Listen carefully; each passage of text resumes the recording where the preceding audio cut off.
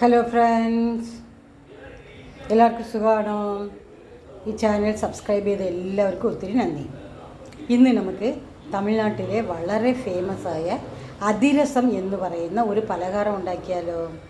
അതിന് വേണ്ടത് 2 കപ്പ് അരിമാവാണ്. അരി വെള്ളത്തിലിട്ട് കുതിർത്ത് മില്ലിലിരുന്ന് പൊടിച്ചുകൊണ്ട് വരണം. വറുക്കാൻ പാടില്ല കേട്ടോ. പച്ചമാവാണ് വേണ്ടത്. അരിപ്പൊടിയാണ് കേട്ടോ. അതിൽ 1 സ്പൂൺ ഞാൻ എള്ളിട്ടിട്ടുണ്ട്, 2 ഏലക്കയും ഇട്ടിട്ടുണ്ട്, 1/4 കിലോ ശർക്കര എടുത്തിട്ടുണ്ട്. 1/4 കിലോ ശർക്കര എടുത്ത് ഇതുപോലെ നമ്മൾ ശർക്കര പാകം ഉണ്ടാക്കണം. ശർക്കര പാനി കേട്ടോ, ശർക്കര പാനി ഉണ്ടാക്കണം.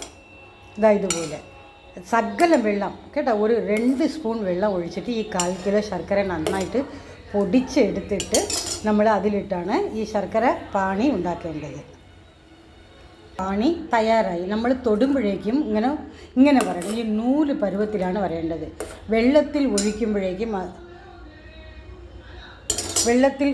ഒഴിക്കുമ്പോഴേക്കും ഇതുപോലെ ആയിരിക്കണം കേട്ടോ. നമ്മളിങ്ങനെ തൊടുമ്പോൾ ഇങ്ങനെ ഇതുപോലെ വരണം കേട്ടോ. ഇങ്ങനെ വരണം. ഇതാണ് കറക്റ്റായിട്ടുള്ള പാകം. എന്നിട്ട് ഈ ശർക്കര പാനി സകലം തണുത്തതിന് ശേഷം നമുക്ക് ഈ മാവിലിട്ട് മാവ് കുഴച്ച് അങ്ങനെ വച്ചിരിക്കണം. എന്നിട്ട് പിറ്റേ ദിവസമാണ് നമ്മൾ ഈ അതിരസം ഉണ്ടാക്കേണ്ടത്.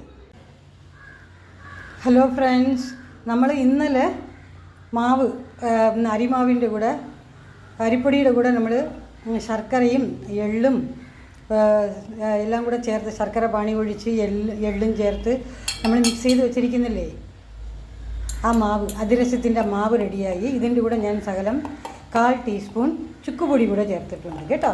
ഇതിൻ്റെ കൂടെ സകല എണ്ണ ഒഴിച്ചിട്ട് നമുക്കിതിനെ ചെറുതായിട്ട് വട നമ്മളെങ്ങനെ തട്ടും അതുപോലെ നമുക്ക് തട്ടിയെടുത്ത് വയ്ക്കാം. എന്നിട്ട് എണ്ണയിൽ നമുക്കത് പൊരിച്ചെടുക്കാം.